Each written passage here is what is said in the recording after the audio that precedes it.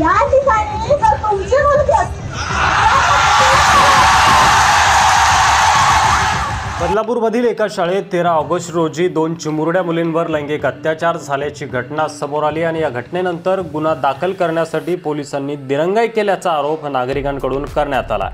या घटनेनंतर संतापलेल्या नागरिकांनी 20 ऑगस्ट रोजी संबंधित शाळेची तोडफोड करत आंदोलन केलं। तसंच बदलापूर रेल्वे स्थानकामध्येही रेल्वे रोको आंदोलन केलं। जवळपास गेल्या 9 तासांपासून हे आंदोलन सुरू होतं। आंदोलकांकडून आरोपीला फाशीची शिक्षा देण्याची मागणी करण्यात येत होती आणि जोपर्यंत आरोपीला कठोर शिक्षा होत नाही तोपर्यंत आम्ही रेल्वे ट्रॅकवरून हटणार नाही अशी भूमिका आंदोलकांची होती। यानंतर गिरीश महाजन यांनी आंदोलनस्थळी भेट देत आंदोलकर्त्यांशी संवाद साधत शांतता राखण्याचं आवाहन करत आंदोलन थांबवण्याची विनंती केली।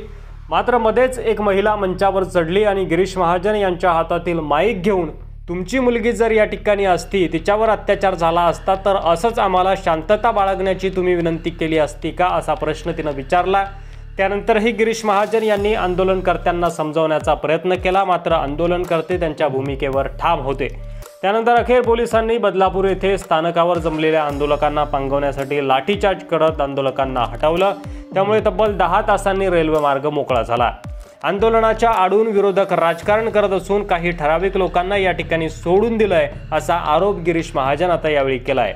विरोधकांनी एवढी खालची पातळी गाठू नये, मला तर विरोधकांची कमाल वाटते। ही घटना कुठली आहे, त्या घटनेची तीव्रता किती आहे हे काहीही पाहत नाहीत, फक्त राजकीय फायदा कसा होईल यासाठी ठराविक लोकांना या ठिकाणी सोडून दिलं। मात्र आंदोलकांना समजावण्यासाठी गेलेले गिरीश महाजन यांना अखेर यश आलं नाही आणि त्यांना त्या ठिकाणी माघारी यावं लागलं। तुम्हाला काय वाटतं या प्रकरणावर? तुमचं मत कमेंट बॉक्समध्ये लिहायला विसरू नका। चॅनलवर नवीन असाल तर सबस्क्राईब करा, व्हिडिओ जास्तीत जास्त शेअर करा।